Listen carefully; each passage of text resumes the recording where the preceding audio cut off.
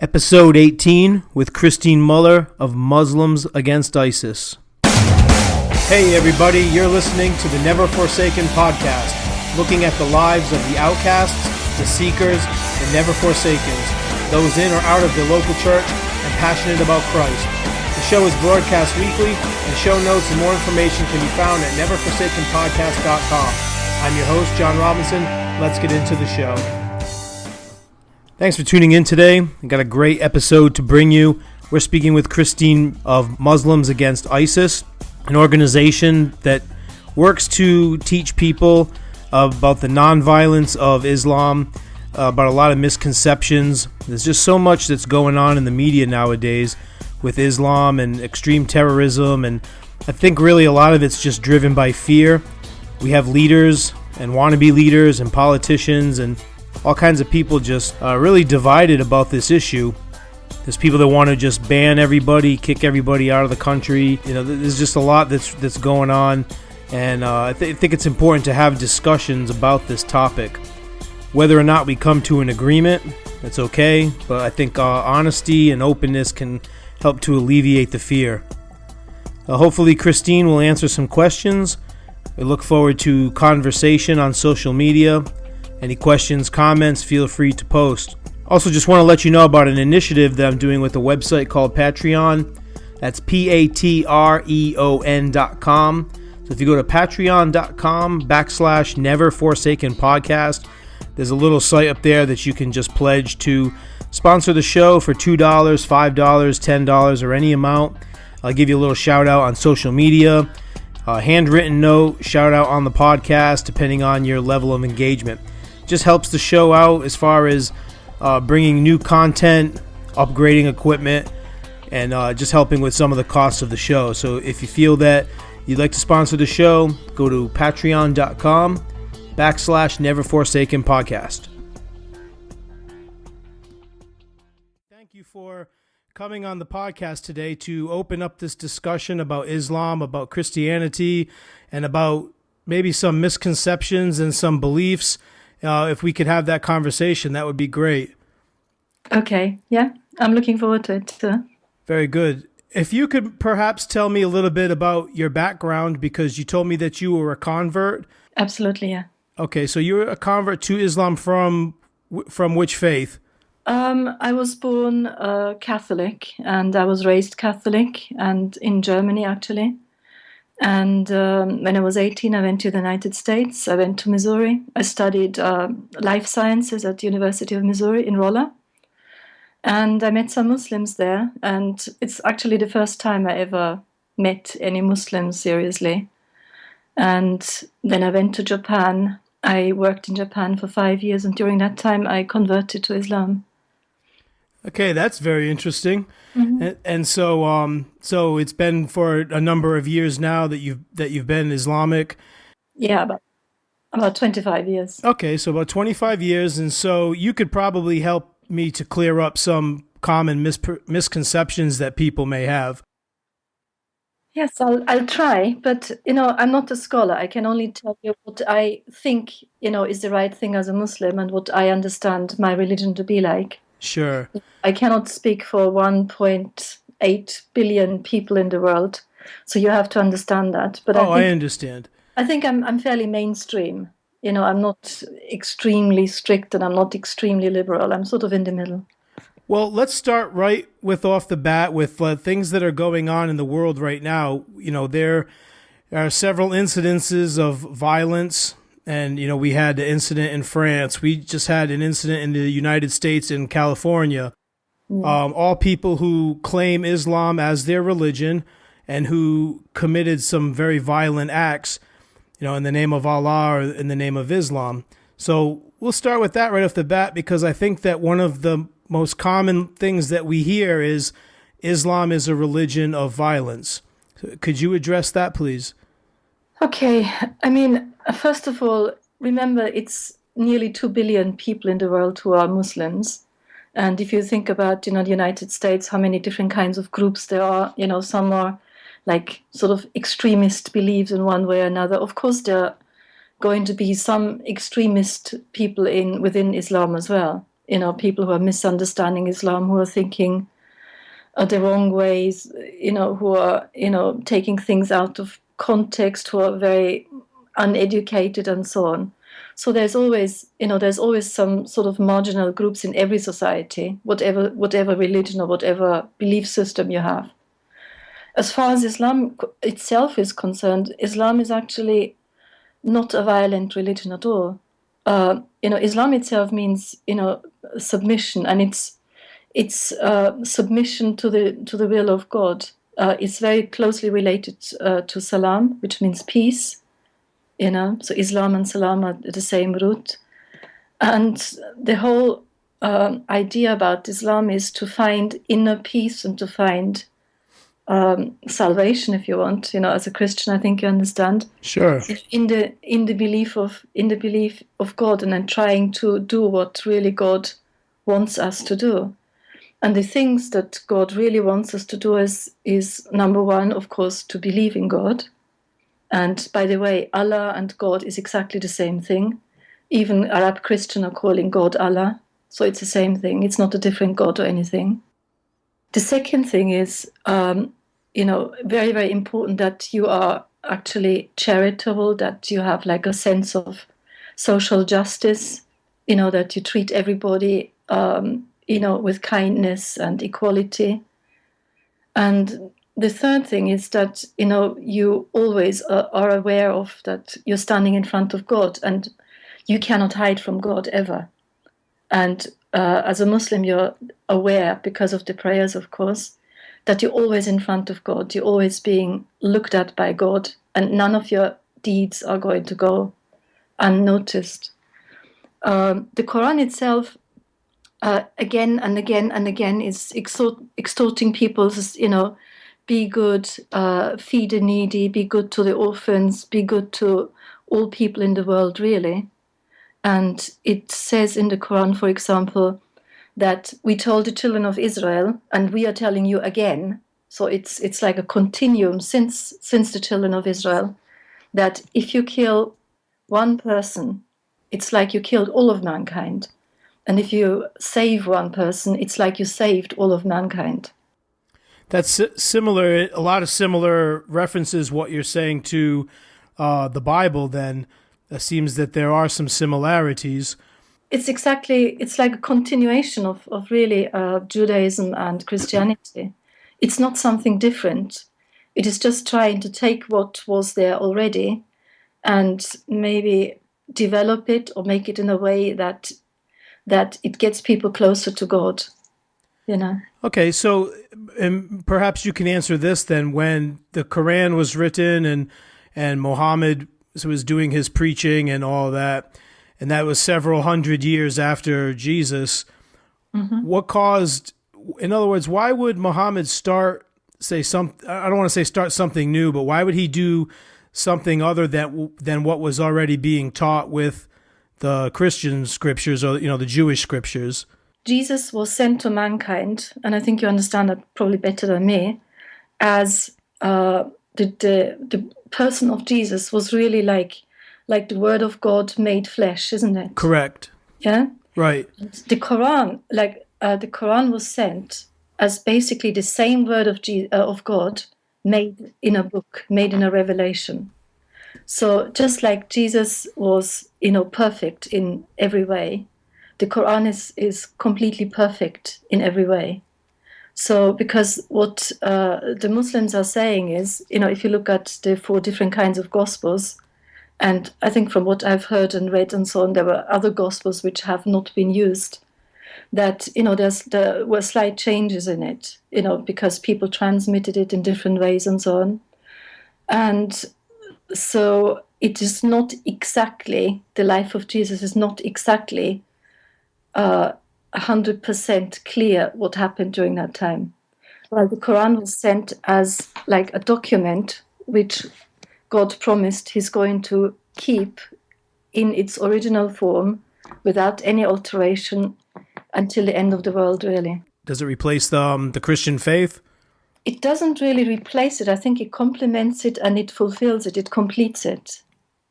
Yeah, because if you think about, when you look at the Bible, the actual words of Jesus that are in the Bible are very, very few. Most of it is actually people telling us about Jesus rather than what Jesus said. Do you know what I mean? Right. While the Quran, on the other hand, is like a completion, is like all the things that Jesus would have said, if we still had all the original wording from him, but we don't really have it anymore. So do Muslims believe that Islam should be the only religion? Of course not. There's many places in the Quran that, for example, it says in the Quran, there's no compulsion in religion. That's very clear. You cannot force somebody to be a religion if it's not in his heart. But there's other things. For example, the Quran says, we made you into tribes and nations so you understand each other and you don't despise each other. That's quite clear that God made us into different kinds of people. Or another place, it says, I'm not 100% sure about the wording, but it says something like, to each community, you have been given a law and a new way of life. If God had wanted, he would have made you into a single people, but he has given you a test. And that test is in what he has given to you. So all of us, Christians, Muslims, Jews, everybody else, all other religions, we have to strive in it as if it was a race towards the goodness. And the goal of all of us is to go to God. And once we see God, or once we are in the presence of God, he's going to show us the truth in those matters in which we differ. So our goal should be really competition in who is the best of us, who is best to other people, who is, treating each other the best way and so on.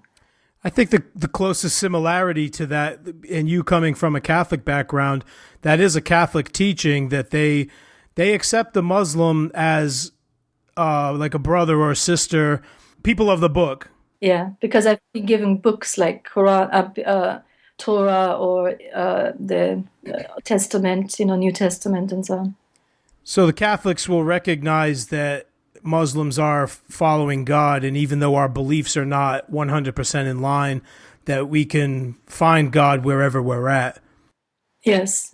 Also in the Quran, it says in several places that Christians, if they are following their teachings and if they're good people and so on, they're going to get their reward from God, and there is no fear for them or no grievance for them, because it's, as I said before, it is the same message again and again and again, all over again.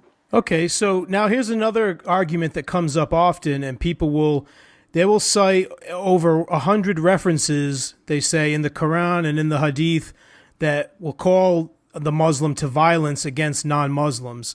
Could you address that? Because I don't have the scriptures in front of me, but you can read a lot of the scriptures where they'll say to put to death, all those that are not of the faith. That's the one that is always thrown at Muslims at every possible occasion. That one especially, I think, is one that people are wondering.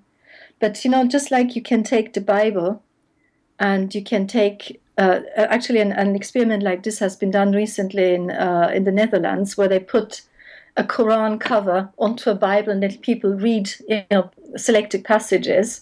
And people were, oh my God, this is so terrible, this is so horrible. You should ban this book. Actually, it was the Bible they've been reading. Just, you can take any section out of context, and then it sounds really horrible. So basically what happened at the time is that if you read what's before that and what is after that sentence, before the sentence it says, and I'm giving you, as God, I'm giving you permission now to fight against those who did not fulfill their treaties and so on. Don't attack anybody who has, fulfilled their treaties and who is, peaceful. But against those who are fighting you and trying to kill you, permission has been given for you, and then comes the part, to kill wherever you find them. Now, the next sentence, which people like to leave out, says, however, if they are inclined to peace also. and do not persecute them because, God sees everything that you're doing. So it was basically a permission at a particular time when Muslims were being persecuted, where a particular tribe was attacking them. Before that, they were not allowed to fight back. At that time, they finally got permission to actually, fight back and actually defend themselves. So are you talking about various groups of Muslims? We're talking about the early group, the very, very early small group of Muslims, which was right at the beginning. Yeah? Okay. And those were a particular time, a particular place. They had permission to fight back and to defend themselves and their faith from, being eliminated. It was not a permission that was given just generally to, just kill any Christian or non-Muslim or whatever you feel like. It was a particular time, and it was only until they stopped the aggression.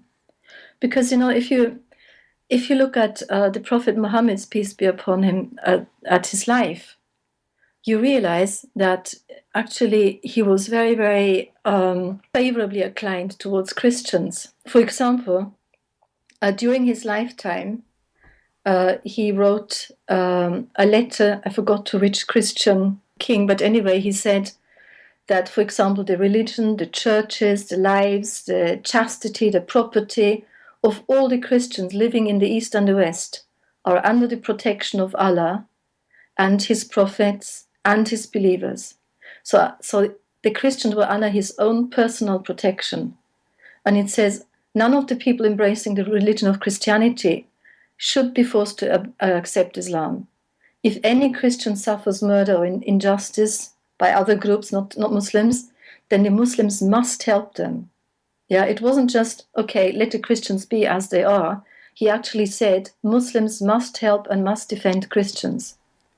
That's interesting. I didn't know that. Yeah. So this is one of the earliest, as I said, the earliest documents we have. And this was echoed again and again. For example, the Sultan who conquered Bosnia, for example, he wrote exactly the same thing again. He said to the letter to the Bosnians, his Firman, he said, do not touch the monks of Bosnia, do not touch their churches, do not let them suffer injustice, do not do anything to them at all. They are under his personal protection, and anyone who touches just a hair on them is going to see the wrath of the Sultan. So it's been going, even 1,000 years later, it was the same thing again. Yeah, so it's not like, I don't think there's any sort of animosity of Muslims against Christians in the first place. So when we see violence of Christians against Muslims throughout history, would you say that those are the extremists of both groups? I would think so. I mean, loads of wars and crusades and all those things were, under the pretense of some religion, one way or another. But really, there were usually wars for territory, for power, for these sort of things. So every ruler wanted to increase his territory. And how do you get people motivated to go on, crazy crusades or crazy whatever? You make them think that they're fighting for some higher sort of goal. If they say, okay, fight for me so I'm becoming richer and live in a bigger palace, then they won't do it. So I think a lot of times, both from Christians and Muslims, it wasn't so much a fight about religion, it was also a fight about power, really. Now, when we see a lot of in the news where we would see, they would show ISIS, chopping off people's heads and killing Americans, killing other Christians that might be Middle Eastern Christians. Yeah. Again, these are the extremist groups, or does a Muslim, true to their belief and true to the Qu'ran, believe that somebody who converts to Christianity is an infidel? If we leave ISIS aside for a moment, if you look at the Middle East until maybe 100 years ago, you notice that all these groups that are now being attacked by ISIS, like the Yazidis, the Christians, the Jews, whatever, they've actually lived in those areas for the last 1,000 or more years. And that means that if Islam had really been as violent and as, intolerant as, people always want to make it believe, those groups would have been wiped out a long time ago. But the fact that they actually continued until, maybe the 1940s or 50s, is actually, a real endorsement that Islam was very tolerant all the time. Now, groups like ISIS and similar sort of Takfiri, groups, which they're actually not just fighting against Christians and Yazidis and so on, they're also mainly fighting against Muslims. Most of the violence that we're seeing is actually by ISIS against Muslims. And the reason is because they know that Muslims actually know the truth and they will fight them. And what they're trying to do is they're trying to take little bits and pieces, similar to, what, like I said earlier, when they take this place and attack them and kill them wherever you can find them, they will take bits and pieces of Quran or of a hadith and things like that. They pick and choose, they cherry pick those sections that suit them without having any knowledge, without having any sort of background or anything like that. We'll use them and we'll throw them at people. And of course, that is completely wrong, because unless you're a scholar, you cannot really say that, you understand the law. I mean, if me and you and I, we cannot suddenly become judges and say, okay, here are the laws, now apply them. That's what they're doing. They're, without having any sort of background, they will apply something they don't know anything about it. Do you feel that Americans' foreign policy and American occupation in the Middle East has a lot to do with what has created these terrorist groups? Well, to be honest, I don't think it helped, especially after 9/11. The invasion of Iraq, I think, was very badly organized and very badly thought through. Because what they didn't take into account is that in Iraq there are like different groups, and by fighting one group and allowing another group to get to power, they actually opened, literally a Pandora's box of corruption, of personal and tribal battles and things like that. So while before you had one group oppressing another, now you had the other group oppressing the first one, and then of course that started, all this violence in the first place. And so a lot of the old Saddam Hussein supporters, they would have, of course, joined ISIS, not because they are in any way religious at all, but just because, that seemed to be the strongest group fighting against the government. That didn't help, of course. I don't think ISIS could have become so big without, the support of the former Saddam supporters. It doesn't really matter what the origins of ISIS are, because I think as Muslims, we are commanded to try to stop oppression, not just oppression against Muslims, but oppression against anybody. And then there's a very strong hadith, so like a saying of the Prophet, or from the life of the Prophet, where he said that if you see oppression, you should try to fight oppression, physically fight against it. Now, if you're not able to do that, you should fight it with your mouth, like talking against it. And this is what we're doing in our Muslims Against ISIS site as well. And if you cannot do that, at least you should fight it with your heart. We have to fight against oppression, and we cannot say, oh, well, it's not really our fault, it's Americans who created it, or it's Israel who has created it, or whatever. It doesn't matter who created it. As Muslims, we have a responsibility. We've been set, and I think every human has been set by God as a vicegerent of mankind, so as in place of God on this earth. And we have a responsibility for this earth. We have to keep it well. We have to make sure that all people are being dealt with in a just way. We have to fight against oppression, all these sort of things, That is a commandment from God for all of us. And especially as Muslims, we cannot just get away and say, well, it's not really our fault. So this group that you're with, Muslims Against ISIS, and that's how I got to meet you. How did that group come to be? And tell me a little bit about that group. Well, my spouse and I, we've been sitting together and we were talking about, what happened to ISIS, and that it's so sad that, with ISIS emerging and all these terrorist attacks and so on, that we cannot, people are going to have such a bad opinion about Islam. And so we thought about what could we do? I mean, we have jobs. I'm a teacher. We have jobs, we cannot just go and fight ISIS.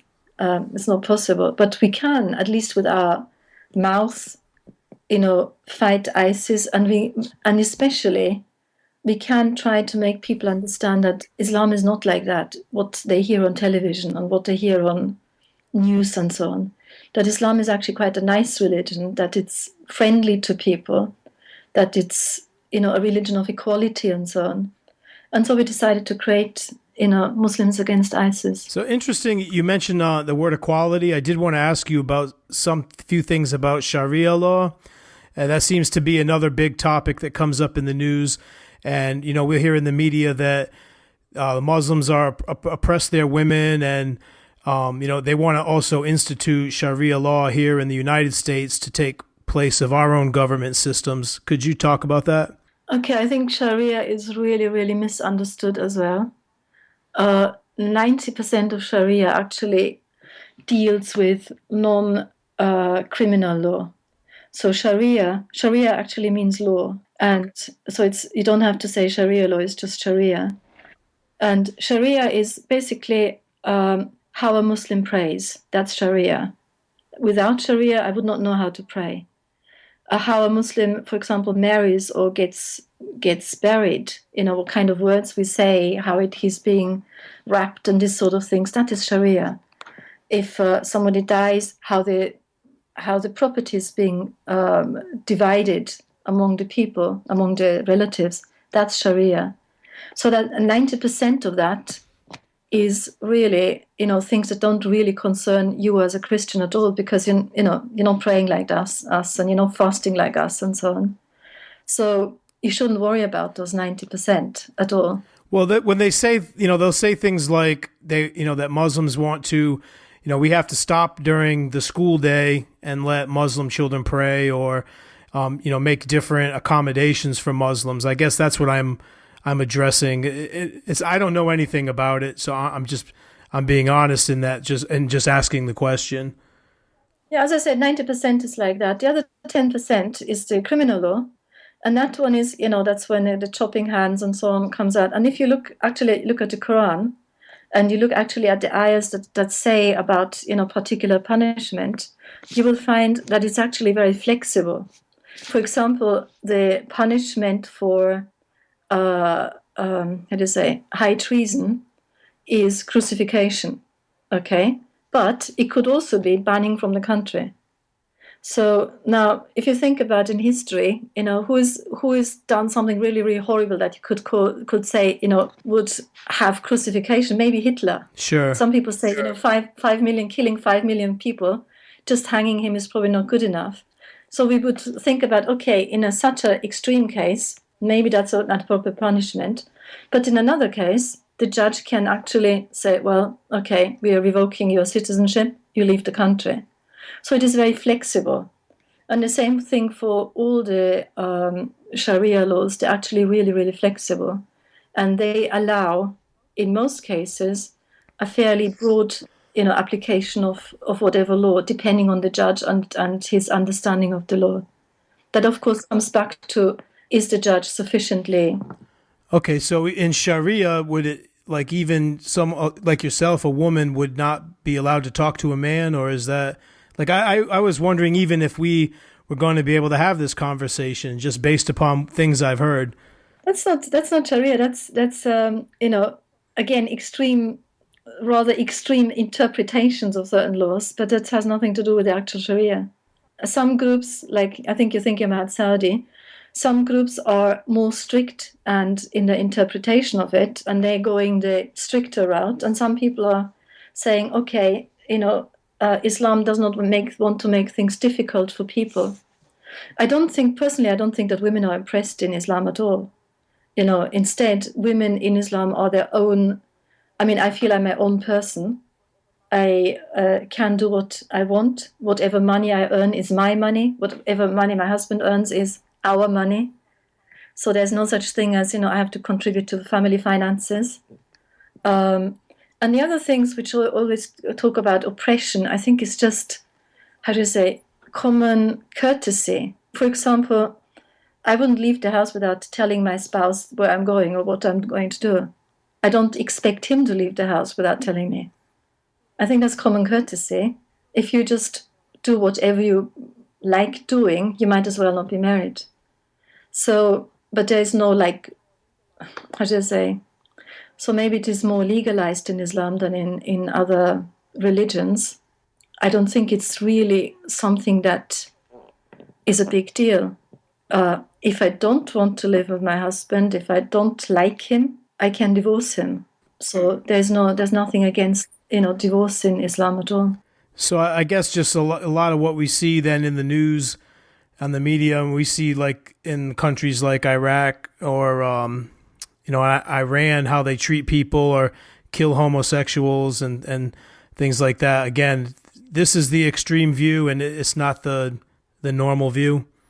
It's definitely the extreme view. I have many Muslim friends, and as I said, I've been Muslim for a long period of time, and I spend a lot of time, especially in Turkey, which is a majority Muslim country. And in fact, I've taken a lesbian couple last summer to Turkey, and they were a bit worried about, how we're going to be, received, when we're holding hands and things like that. There's nobody who batted an eyelid. Of course, bad things happen. I'm not saying it doesn't happen. I'm not denying it, but I think it's not really a majority problem. I think it's a problem maybe in some communities, which are fairly uneducated about Islam itself, rather than, so it's maybe a community thing. I mean, if you look at some African countries have really, really harsh punishment about homosexuality as well, and they are not Muslim. So, it might be a regional thing rather than actually a religious one. Now, when a lot of Muslims look at the United States and they'll think that like everybody in the United States is Christian, and they see a lot of people pushing back against Muslim, a lot of hatred, and a lot of hateful things are said. So do you think that Muslims get the same view of Christians as well, that we have a lot of extremists? Yeah, I think there's always, if you don't know each other and if you don't talk to each other, I think there's always this feeling of us against them.